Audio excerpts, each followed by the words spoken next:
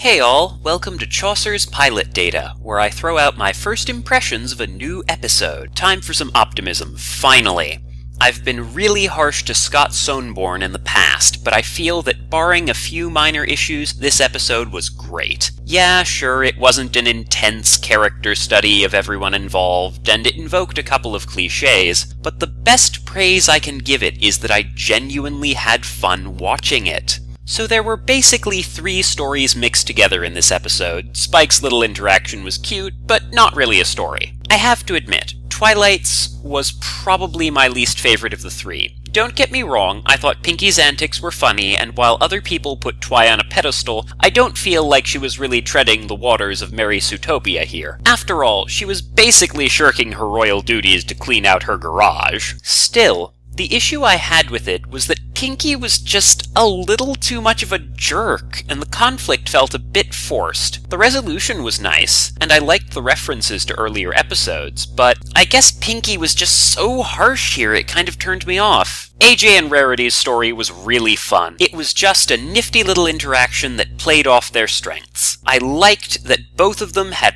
good reasons to doubt the other's purchasing decisions, and I especially liked AJ mixing up the brooches and then having no idea which one was the real one. I especially liked that they then ended up in a competition to see who could be less selfish as opposed to more, leading to some genuinely hilarious lines. Side note, it may be my bias, but I think AJ wins this one for me due to my addiction to marginal stat bonuses. Unless Rarity had planned to dual-wield brooches. I think the only thing I was really bothered by in their portion of the story was how the conflict ended, as their gifts on the train were supposed to be kind, but I think they came off as more passive-aggressive. But, of course, the real stars of the show here were Rainbow Dash and Fluttershy. We've all seen the Chain of Trades plot before, but this seemed less like that old story, and more like a parody of it. Each individual link in the chain was just so silly and fun! Seriously, that mosaic, Discord lamps, Mad Max ponies, and it ended with a really cool message that was just so heartfelt and believable when you consider Dash's tendency to get carried away with things. And the whistle business! It was such a neat woven plot thread. They established it in the first act, and it was blown in the second act, and it helped resolve a lingering issue in the third. High marks, Scott. High marks. Other things that were cool. Twilight totally stood in judgment over a dispute. Did you see how neat and varied all the stuff going on in the background was here? And aww,